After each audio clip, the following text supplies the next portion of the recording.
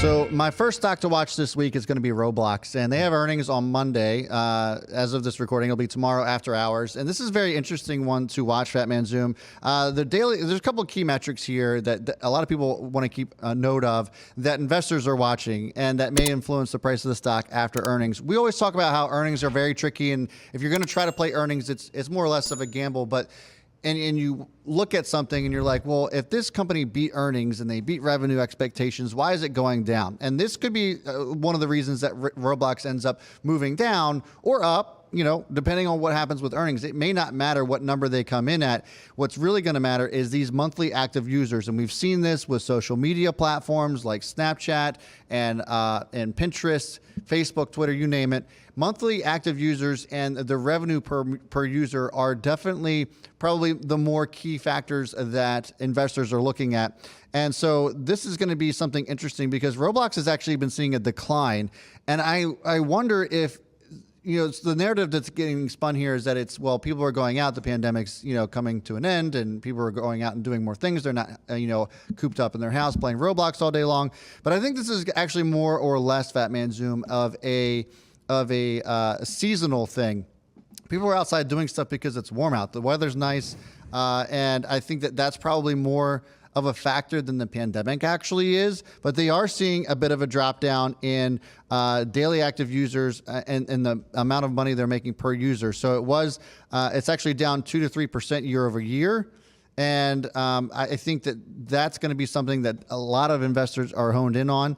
We look at the chart here. I'll pull this up as we continue to talk about Roblox. But the other key factor here may be the active users in the 13 and up age segment. And what could bring up the money per user could be older folks that actually use Roblox. And I think that when you're looking at the amount of people who are older than 13, they're going to have the opportunity to have more money that they can spend. So it's not exactly easy for a 13-year-old person and younger to spend money through Roblox. So I think that this is going to be something that's very interesting to take note of. As of the company's last earnings report, users over 13 have reached 48.97% of the platform's total user base, compared to 42.5%. So that number is going up, and that's going to be something that you want to pay attention to. Looking at the chart. Sorry, go ahead. Can I jump in? Yeah, I'm sorry. Yep. I was on a roll again. This is an interesting company because it only IPO'd 5 months ago. Yes. Right. So it's newly public. However, it's a little bit different because Roblox is one of the few companies that actually came in with great fundamentals. Yeah. I mean, their net income was over 100 million. Their revenue was almost 700 million. So they're on their way to $1 billion a quarter in revenue. But as you alluded to, really the thing to keep an eye on is really the growth rate. I think that's what the concern is, because you're comparing it to last year when everybody was home, like you said. So with all that being said, keep in mind, since last earning, the stock has moved up nearly 30%. It seems like that, we talk about earnings as a coin flip. Very likely this could sell off, but I think this would be a great opportunity, and I would think about getting into this if it sells off. However, the other side of that coin is if they just blow it out of the water and they increase guidance, and they say we're going to have $1 billion quarter, then that could go to the moon. However, it just seems unlikely this quarter. I think next two quarters would be the ones where we could see that return to a growth rate. Yeah. But I think we just got to remember incredible net income and money flow. They're in a really good position. So I wouldn't even be scared of any sell-offs. I wouldn't either. And I would actually look at those for areas of opportunity. But I will say there is a nice little cup and handle here on the daily that's shaping up quite nicely for a potential bull move. So that could be the catalyst that sends this thing, especially since it's hovering right around the 50-day moving average at $84. I think it's definitely in good shape for a bull move up, which is why it's worth taking a look at. Now, if it does sell off, I would say that it probably may come back down to retest the bottom of this cup and handle pattern around $76, $75 a share, thereabouts. So Keep an eye on this one. Definitely one worth putting on the watch list, in my opinion. All right, so the next one here is going to be Walmart, Fat Man Zoom. And Walmart has been interesting because we've seen companies like Costco and Target continually hit all-time highs, and yet Walmart still hasn't done this. And I don't really understand why, other than the fact that maybe there's just sentiment surrounding around Walmart that, well, there's just more going on over here or over there. Or maybe it's just not being paid attention to. And I think that that's the key here. I think Walmart's actually being slept on. They have earnings on Tuesday, and they're lagging the rest of the big box stores. This is a company that stayed open during the pandemic, and we said that they were going to benefit from the shutdown, and they were also going to benefit from a reopening. And we're seeing some monster numbers from retail sales across the board. Target, Walmart, you name it. We saw huge numbers from Under Armour and Nike and some of the other clothing retailers as well. So I think that Walmart's definitely set up to have a pretty decent move going in the earnings this week. We look at Walmart here. And before I get into technicals, I'll go ahead and give you an opportunity to say something because I just continue to get ahead of myself. I couldn't agree with you more as far as Walmart's concerned is an overlooked stock. It's not sexy, but this is going to be around when Mini Zoom's an adult. Like this stock isn't going anywhere. They have cash. They're efficient. They're smart with their operations. There will be a return. I don't want to say return to glory, but like Walmart isn't going anywhere, and I think that they'll be just fine. So I just wanted to say I agree with what you're saying, and I do think that Walmart's poised to continue to do well over the next decade. Yeah, just to give you perspective, the shares are up nearly 50% on Target this year. Walmart is only up 4%.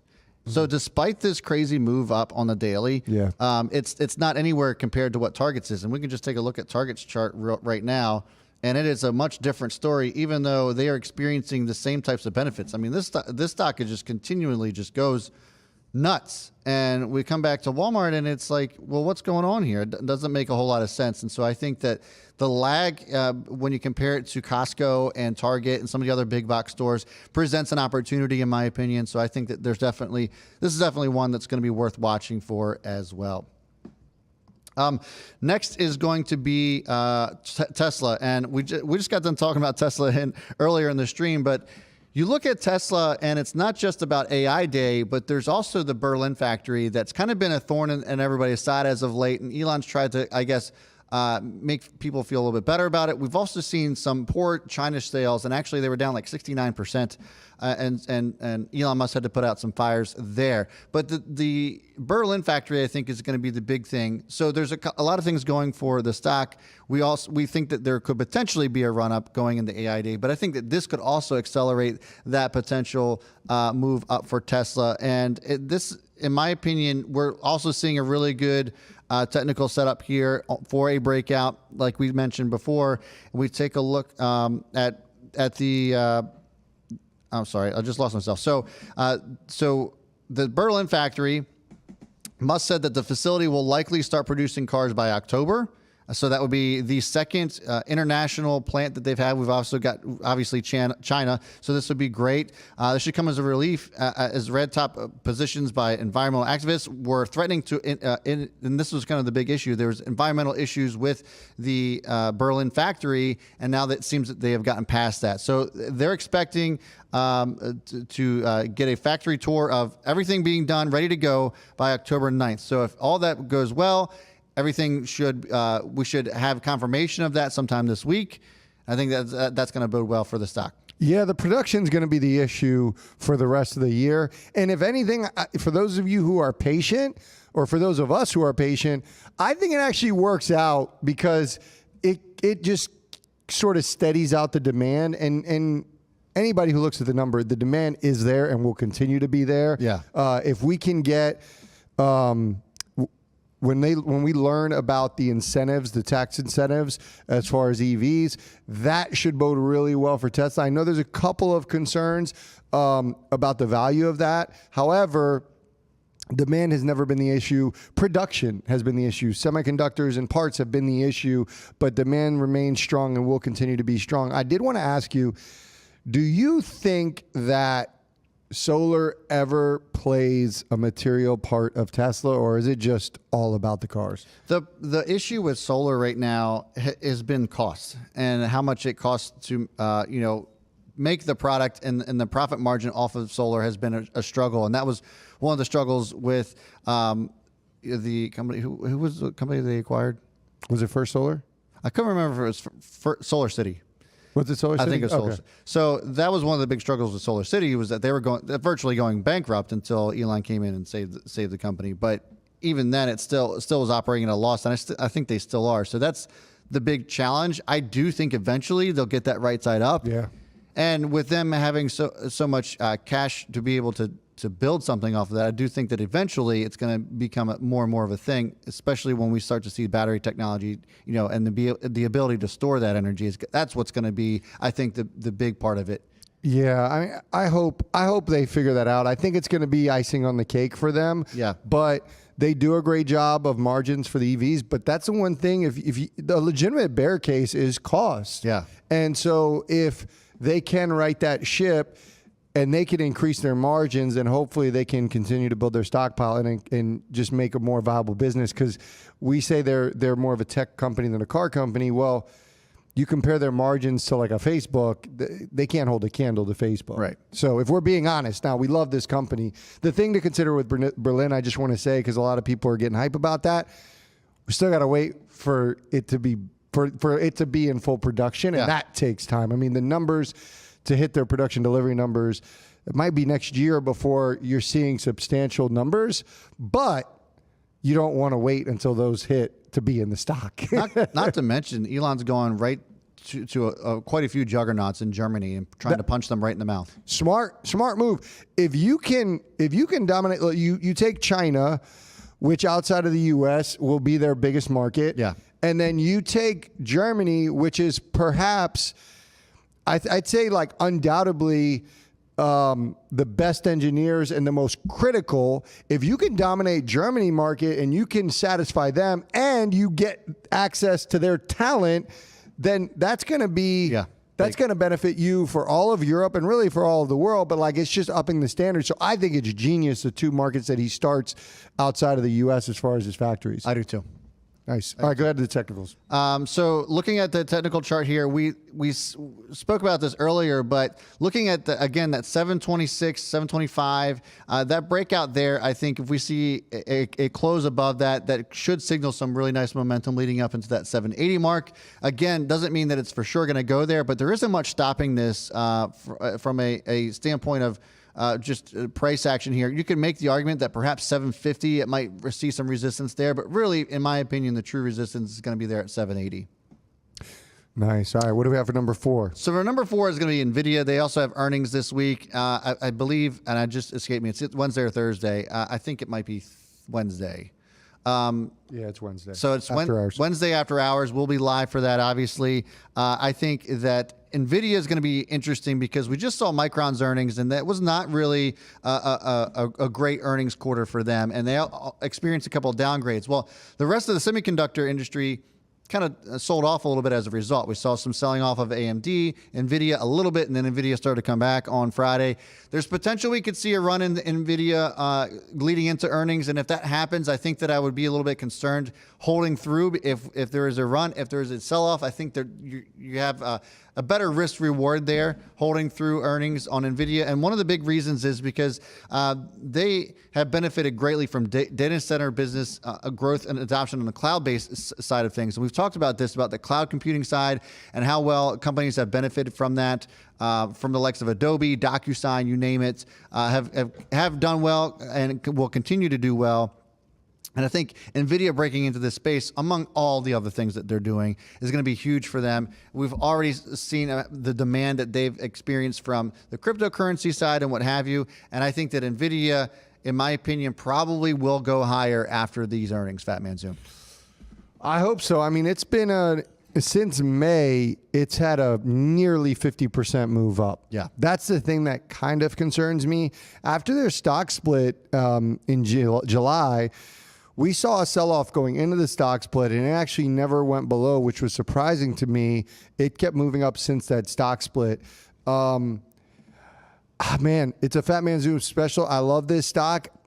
There are a few headwinds in this. I think if you're looking at this stock, you would need to make sure you have fleshed out the bull and the bear case. Yeah. Because this is a great company, and I love it long term.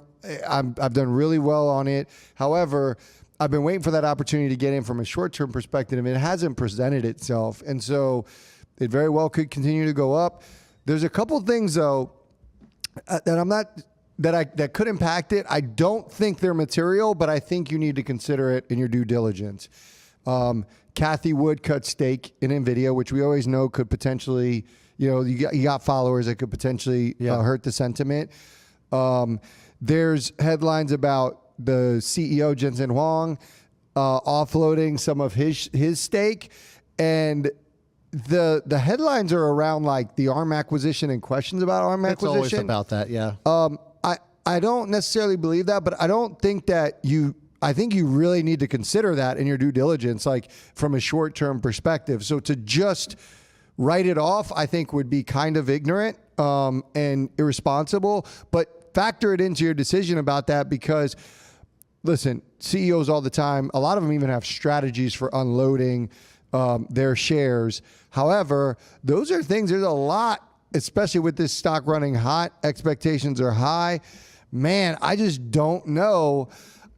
I mean, I would love a sell-off to get into it short term. Mm-hmm. However, obviously, long-term Fat Man Zoom account has it. So if it keeps rolling, it keeps rolling. But 50% in less than 5 months, that's a massive run. It really is. But, the N in Fat Man Zoom, I think, has proven itself. I mean, you look at how this is held up above the 50-day, and it started to follow him within this trend here. So I brought this trend out because I thought it was important to take note that the top of this trend, it got pretty seriously rejected all the way down to the bottom, but it still continually held this on the daily chart, Fat Man Zoom. So I think that, honestly, the RSI actually still looks pretty good, and I think as long as it holds above the 50-day moving average, you're going to be in good shape. So if we do see a sell-off going in the earnings, there's potential that could happen. I would like to see it hold above that 50-day moving average, and if it does, I think you're going to be in good shape as an opportunity to maybe add to or get a starter position if you're trying to think about, maybe starting one on NVIDIA. That's going to be the area to watch, and the price there is around $193 a share. The bull case here is that if they come in and smash earnings and everybody's excited about the company where it's going, I think we could see a move up above 211. That's going to be the next area that I would watch for a potential breakout for NVIDIA. But here, listen to this. NVIDIA will be $1 trillion company, market cap.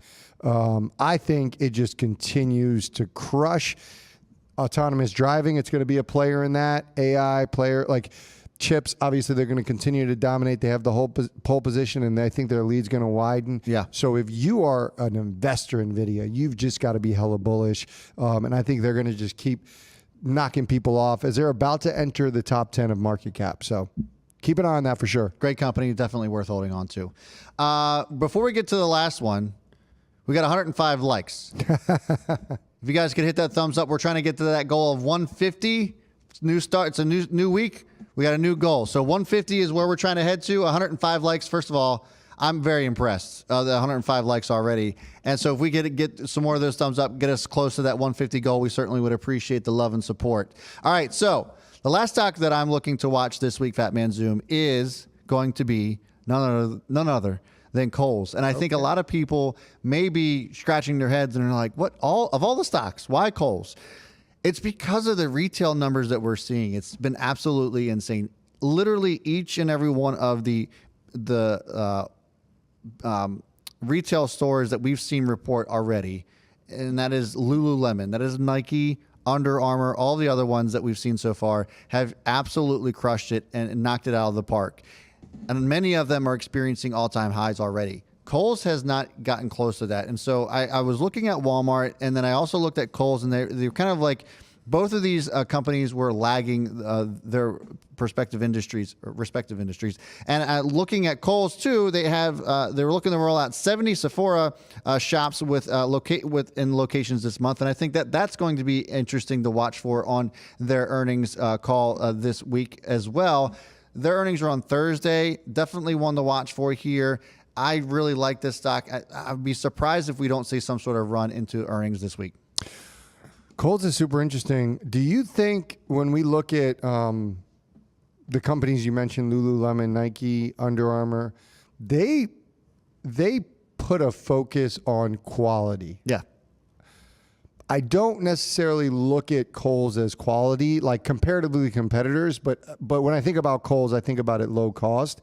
Do you think that hurts it at all? What if I told you that Under Armour, Nike, and all of those are sold, except with the exception of Lululemon, are sold in cold storage?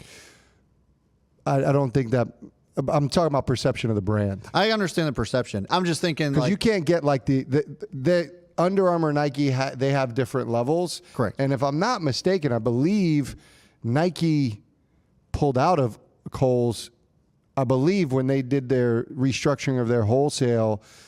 Maybe not Kohls, but that was one of the main reasons, is these lower costs. However, what's your perceptions of Kohls? I mean, Kohls is definitely a discount store. I mean, but if we're making the argument about Walmart being a good solid buy because of retail, then we should. I would theoretically would also think that Kohls could be in that same conversation. You know, it's just as far as demand for clothing. If you're going back out into the workforce and after you've been stuck at home for obviously a long period of time, then you're looking to just get outfits. You're looking at something like a Kohls or TJ Maxx or Marshalls well, it's still TJ Maxx, but you get what I'm saying. Like, yeah. And the other thing is with this Sephora shop thing, I think that's maybe flying under the radar a little bit. There's products that are, first of all, Sephora is owned by Louis Vuitton. And so maybe, to your point, maybe they're trying to change their perception a little bit as far as that's concerned. Also, there are products that are going to be sold in Kohls stores that won't be on Sephora's website. So they're exclusive products that are going to be sold with Kohls, and I'd be curious to see what we see and what they report on as far as that's concerned in their upcoming earnings. Yeah, and that's what I'm wondering, is if they are looking to change their strategy. We saw Target doing something similar with Apple and Ulta, because they're adding Apple stores in there. So like they're looking for better brand recognition. And clothing is challenging. I mean, Walmart does clothing, but that's not what they're known for. Yeah. And so I think that I like the move because at least you're doing something. I think that Sephora has higher brand equity, so I think that's a good move. See if it resonates and see how it works out for their margins. Yeah, over the last couple of trading days, it actually made the move back up over the 50-day moving average, and it was the first time that it was trading above it since the end of May. So this could be promising, especially if they come out with really good earnings. Areas that I'd be looking for an opportunity to perhaps either add to or buy would be around $53 if we see a pullback down to there. Clear bottom support at $50 or $49.55. If we see a potential breakout on good earnings, I could see this going up and upwards of $62 a share. Well, remains to be seen, guys. It should be a good week. Those are the top 5 stocks on the watch list this week for Brad. We'll definitely keep an eye on those during our live streams. Again, we go live every Monday through Thursday, 3:30 p.m. Eastern time, and we'll be talking about all these topics. We're talking about Clover. We'll be talking about earnings. We'll be talking about Tesla AI Day for sure.